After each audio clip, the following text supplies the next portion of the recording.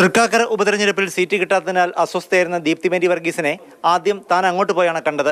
പിന്നീട് LDF convener EP Jayarajan താമസിച്ചിരുന്ന സ്ഥലത്തെത്തി ദീപ്തി അദ്ദേഹവുമായി കൂടിക്കാഴ്ച നടത്തി. ഉപതെരഞ്ഞെടുപ്പിൽ ദീപ്തി സ്വന്തം വോട്ട് മറിച്ചു. തന്റെ ആത്മാർത്ഥത ബോധിപ്പിക്കാനായി വോട്ട് ചെയ്ത ശേഷം അതിന്റെ VVPAT ദൃശ്യം ഫോണിൽ തനിക്ക് കൈമാറിയെന്നും നന്ദകുമാർ പറയുന്നു. ദീപ്തി മേരി വർഗീസ് അവരവരുടെ നിരാശകൾ നമ്മളോട് പങ്കുവച്ചു.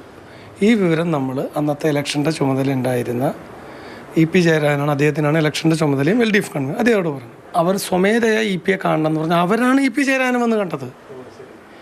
അതിനുശേഷം അവരുടെ സത്യസന്ധത ബോധിപ്പിക്കാൻ, അവർ ഉമാ തോമസിനെല്ലാം വോട്ട് ചെയ്തതെന്ന് ബോധിപ്പിക്കാൻ വേണ്ടി അവരുടെ വാട്സപ്പിൽ അവർ VVPATൻ്റെ കോപ്പി എനിക്ക് അയച്ചു തന്നു. ഞാനത് EP ബോധിപ്പിച്ചു. അതെ, അവരവരുടെ സത്യസന്ധത കാണിച്ചിട്ടുണ്ട്.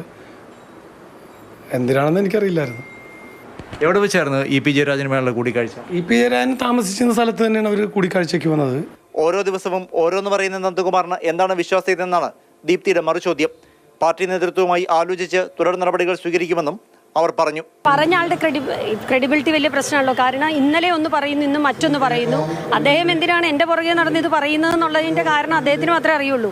ഇനി അദ്ദേഹത്തിൻ്റെ പുറകിൽ ആരെങ്കിലും ഉണ്ടോ, അദ്ദേഹം എന്തിനു പറയുന്നു, ഇതൊക്കെ അദ്ദേഹം പറയേണ്ട കാര്യമാണ്. CPM-ൽ നിന്ന് ഓഫർ വന്നിരുന്നുവെന്ന ദീപ്തിയുടെ വെളിപ്പെടുത്തൽ മന്ത്രി P രാജീവ് പരിഹാസത്തോടെ തള്ളിക്കളഞ്ഞപ്പോൾ EP ജയരാജൻ ഇക്കാര്യത്തിൽ ഇതുവരെ പ്രതികരിച്ചിട്ടില്ല. മാതൃഭൂമി ന്യൂസ്, കൊച്ചി.